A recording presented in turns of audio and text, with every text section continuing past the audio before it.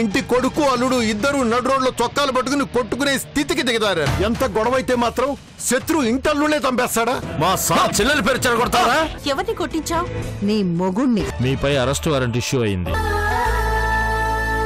మా అబ్బాయి ఎలాంటి వాడు మాకు తెలుసు కృష్ణ. మా అన్న ఎప్పటికీ అప్పని చేయడు. తనే చేశాడు. మంచి మానవత్వం మర్చిపోయిన శత్రుకి నేనంటే ఏంటో చూపిస్తాను.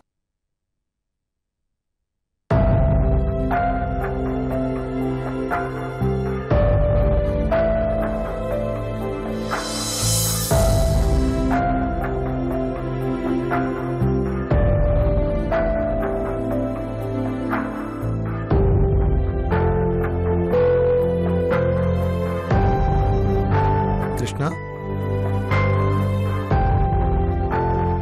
Thanks uncle.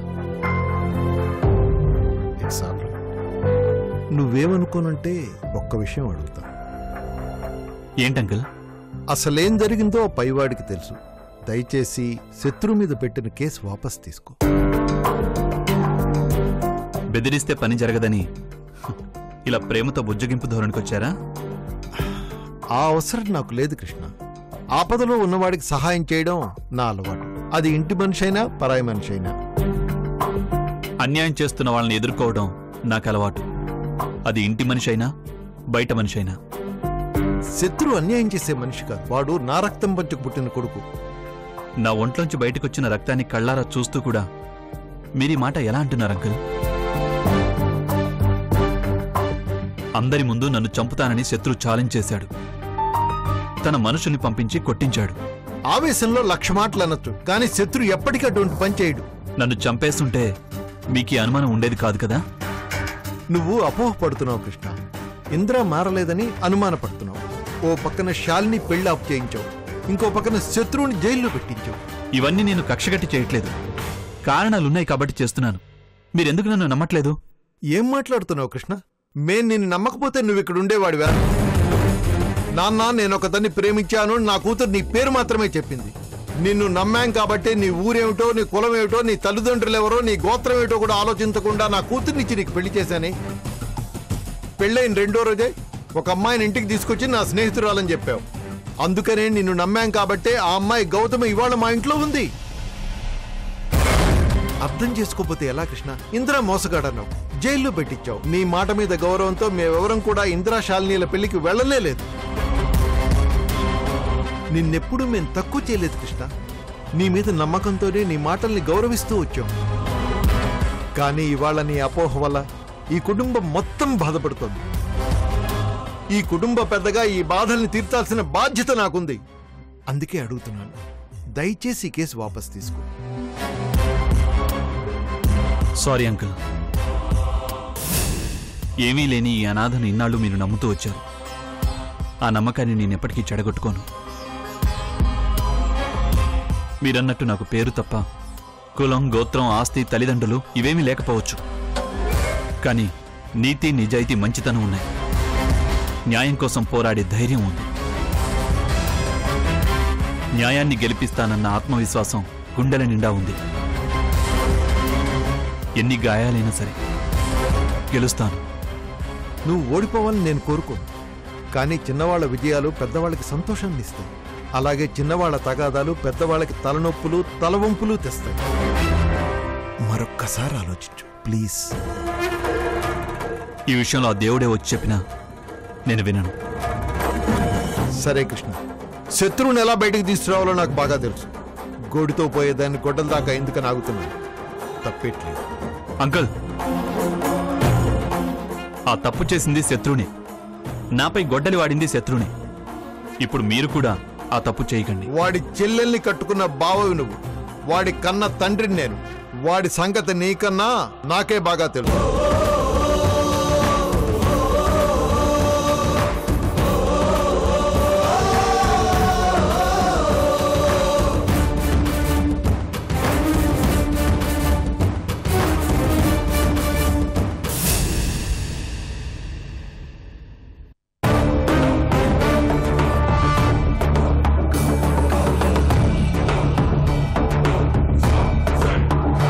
ఇషిక, ఇంకా ఎందుకు టెన్షన్ పడుతున్నావు?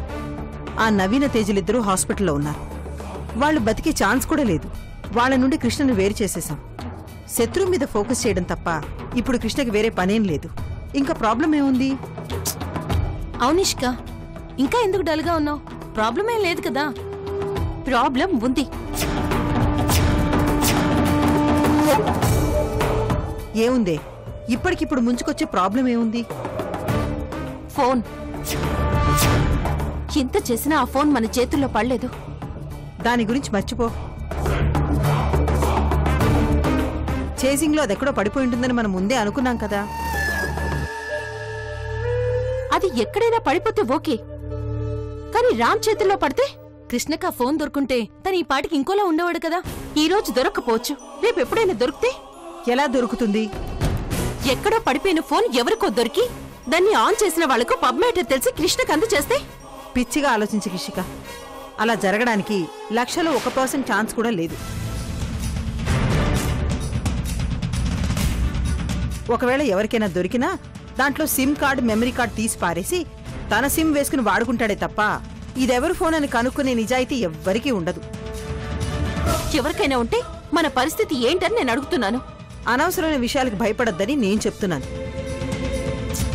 నాది భయం కాదు మమ్మీ, మీకు ఇంకా విషయం అర్థం కావట్లేదు.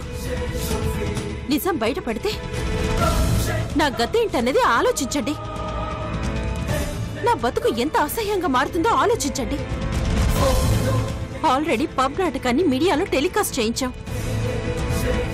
ఇప్పుడు ఆ ఫోన్ దొరికిన వాడు దాంట్లో అసలు నిజాన్ని చూసి మీడియాకు చూపిస్తే అది టెలికాస్ట్ అయితే ఏంటి నా పరిస్థితి? అప్పుడు నేను బతకాలో వద్దు ఇప్పుడే ఆలోచించండి. అంత దూరం రాదిషిక. నీ భవిష్యత్తు గురించి అంత ఘోరంగా ఆలోచించకు. నేను ఆడదాన్ని, పైగా మీ అమ్మని. మనకు ఆస్తి, అధికారం, పలుకుబడి అన్నీ ఉన్నాయి. సమస్యల గురించి సామాన్యులు భయపడాలి, కానీ మనలాంటి సంపన్నులు కాదు. మరి గౌతమి విషయంలో నువ్వెందుకు భయపడుతున్నావు? నా సమస్య వేరు. నేను నీ ప్రాబ్లం గురించి మాట్లాడుతున్నాను. అది నాకు చాలా చిన్నది. అందుకే దాన్ని నాకు వదిలేసి నువ్వు నిశ్చింతగా ఉండు. ఉంటాను, కానీ ఆ ఫోన్ విషయం మాత్రం నిర్లక్ష్యం చేయకు. అది గాని రామ్కి దొరికితే సమస్య నీ లెవెల్ కూడా మించిపోయి మనందరి తల్లకు చుట్టుకుంటుంది.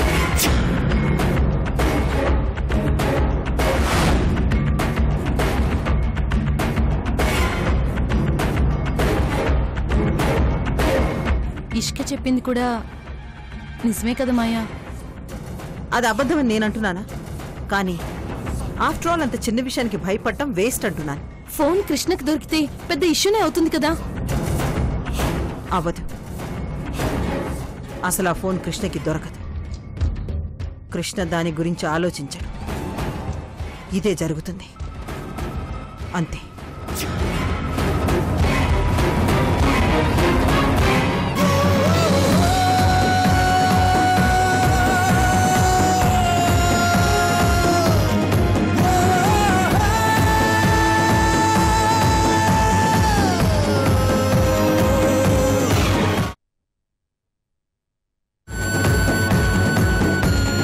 ఇంద్రజోలికెళ్తే నువ్వు చస్తావు, నేనే చంపేస్తాను నిన్ను.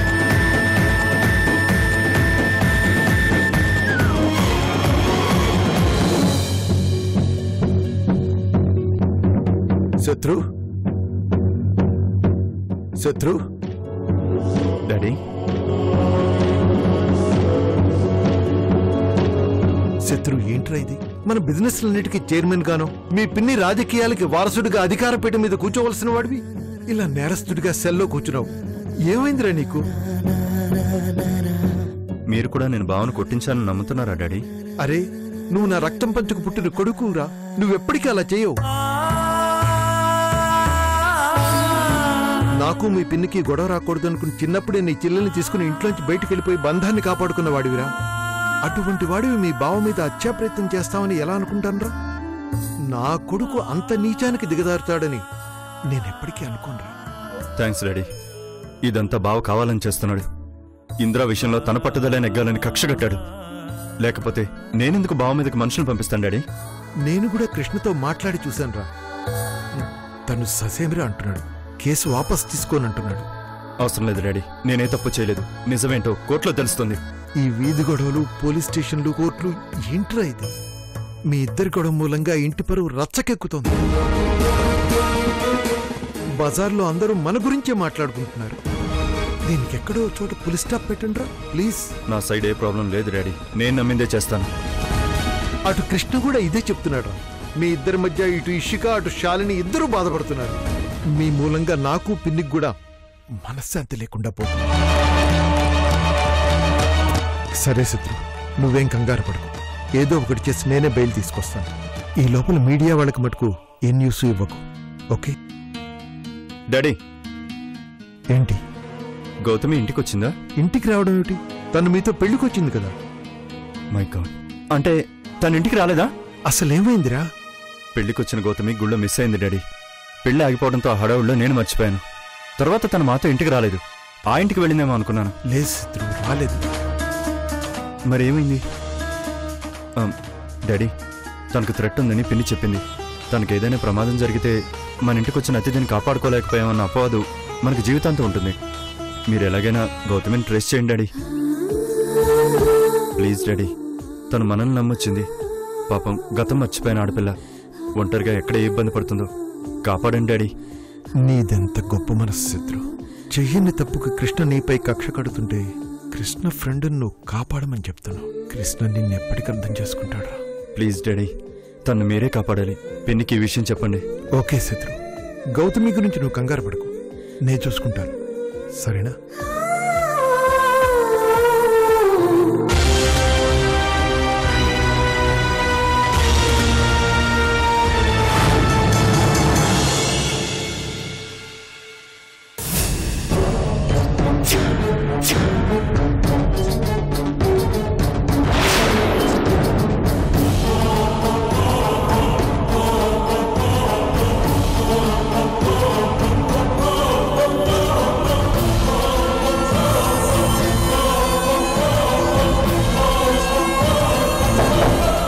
గౌతమి,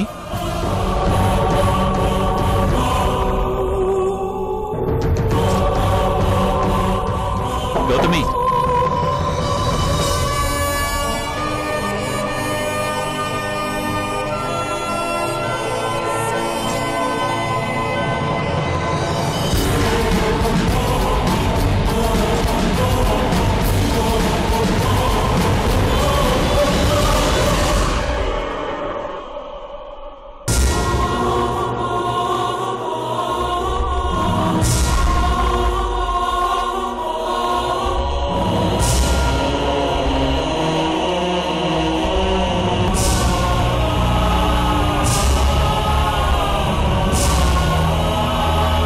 ఎక్కడికి వెళ్ళింది?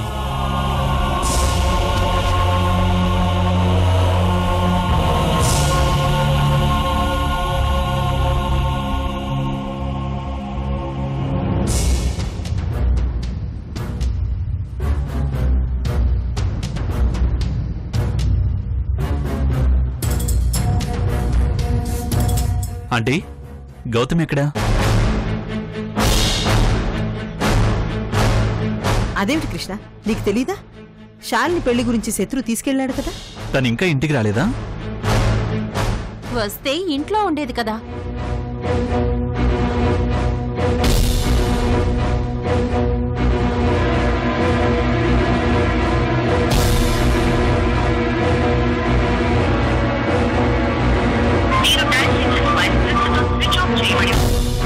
ఛా, తను ఇంకా అక్కడేం చేస్తోంది? ఎక్కడికి?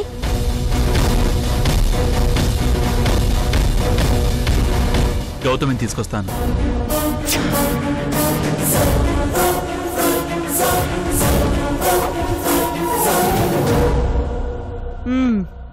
దాని పని బాగుందే.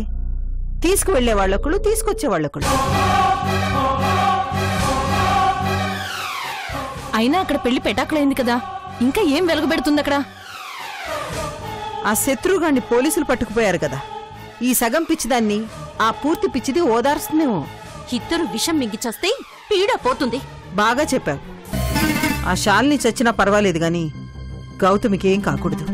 ఎందుకు? విగ్రహం పోతుందనా? మాయా, ఇంతకీ ఆ గౌతమి శత్రుగాడి ఇంట్లోనే ఉందా లేక?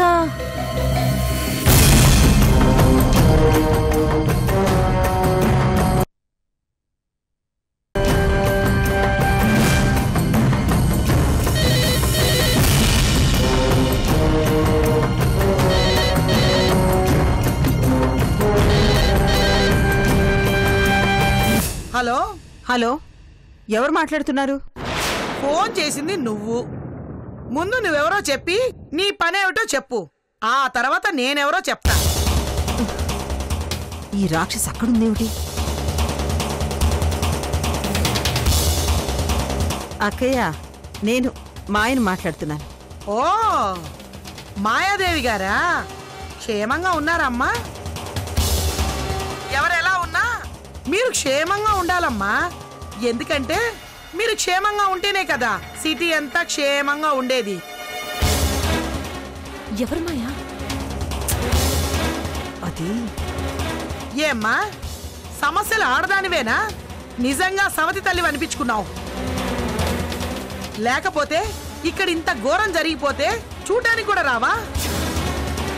శత్రువు నీ మొగుడు రక్తం పంచుకొని పుట్టలేదా? వాడు నీ కొడుకు కాదా? అది కాదండి. వాడు నీ కొడుకు అనుకోకపోతే ఇషికా పెళ్లి భుజాల మీద వేసుకుని చేసేవాడా? ఎన్ని పనులు చేశాడు? ఈ రోజు వాడికి పుట్టాడు కష్టం వస్తే పట్టించుకోవా? ఎవరు మమ్మీ? సొంత ఇంటిని పిల్లల్ని పట్టించుకోని దానివి ప్రజల్నే పట్టించుకుంటావు. కనీసం అమ్మలేని పిల్ల అన్నయ్యని పోలీసులు పట్టుకుపోతే దాని పరిస్థితి ఎలా ఉంటుంది అని శాలినిని పరామర్శించావా? లేదు.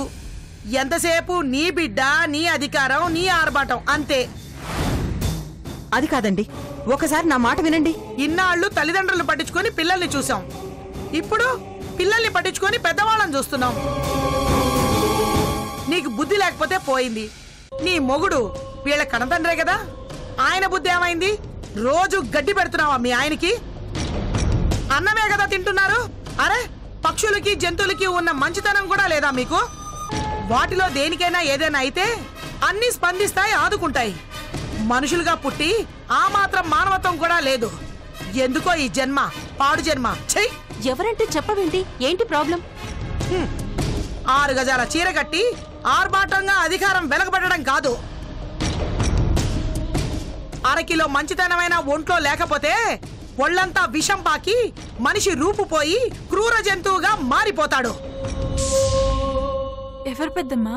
ఇంకెవరు? మీ పిన్నమ్మ. ఫోన్ ఒకసారి చిన్నికివ్వండి. ఆ హలో పిన్ని. చిన్ని, ఎలా ఉన్నావమ్మా? అన్నయ్యని పోలీసులు తీసుకెళ్లారు పిన్ని. నాకు భయంగా ఉంది. నాకంతా తెలుసమ్మా. శత్రుకేం కాదు, నేను విడిపిస్తాను. బావే కేసు పెట్టాడంట పిన్ని. నాకేం చేయాలో అర్థం కావట్లేదు. నేనున్నాను కదా, ఏం కాదని చెప్పాను కదా. నేను కాస్త బిజీగా ఉండి అక్కడికి రావడం కుదరలేదు. భయపడకమ్మా, త్వరలోనే అన్నీ సర్దుకుంటాయి, సరేనా? పిన్ని, అది కాదు పిన్ని. గౌతమ్ అక్కడే ఉందమ్మా. ఒక్కసారి ఫోన్ ఇవ్వు. లేదు పిన్ని. లేదా? ఎక్కడికి వెళ్ళింది?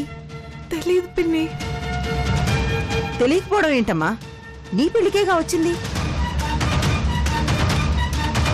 వచ్చింది, కానీ గుళ్ళో నుంచి ఎట్టిపోయిందో. అన్నయ్య ఎంత వెతికినా కనిపించలేదు. ఏమిటి? గౌతమి కనిపించడం లేదా? అవును పిన్ని. అన్నయ్య వాళ్ళ ఫ్రెండ్స్ చాలాసేపు వెతికారు. ఆ తర్వాత పెళ్లి హడావిడిలో వదిలేశారు. ఈలోగా ఇలా జరిగిపోయింది.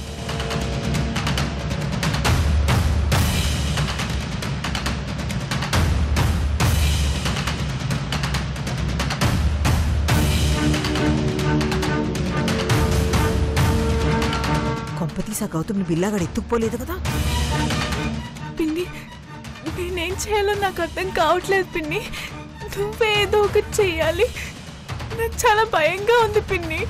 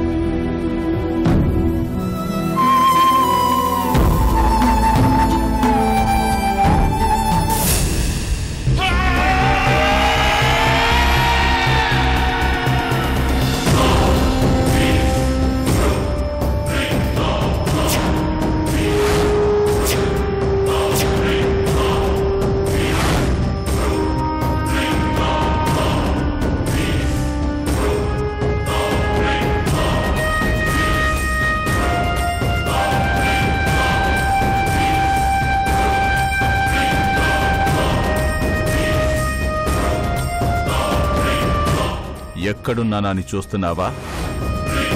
వెల్కమ్ టు హెల్ గౌతమి, హెల్ గౌతమి.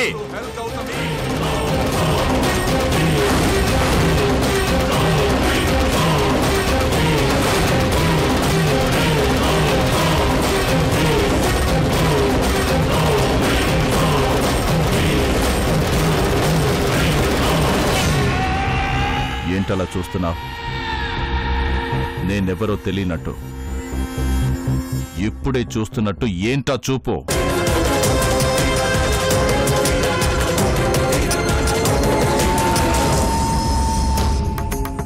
నాకు తెలియకుండానే నాకు నేను మంచి చేసుకున్నాను. ఏంటి? నన్ను 2 hours బయటకు వదలండి. ఎందుకు? ఓ ముఖ్యమైన పని ఉంది, అది చూసుకొని వస్తాను. ఆవు పులి ఖర్చు అవుతున్నావా? నేను చచ్చానో బతికానో చూడ్డానికి వచ్చారా? బతికుంటే చంపడానికి వచ్చారా? గౌతమ్ ఎక్కడుంది?